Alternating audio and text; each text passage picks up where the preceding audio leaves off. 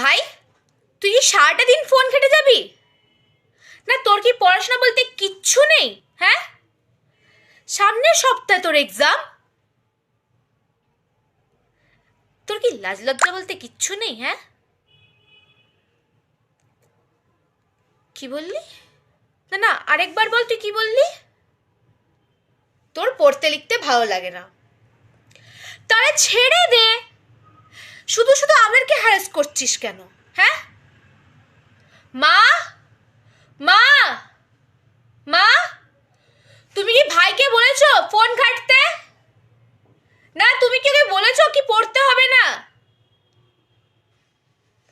শোন ভাই, আমার মাথা গরম করাবি না। ভালোই ভালোই বলছি, পড়তে বস। এই নিলাম আমি তোর ফোন, তোর যাকে ইচ্ছা তুই বাড়িতে কমপ্লেন কর। মা, আমি কলেজে বেরোচ্ছি আর ভাইয়ের ফোনটাও সাথে নিয়ে যাচ্ছি। এবার দেখ কেমন লাগে।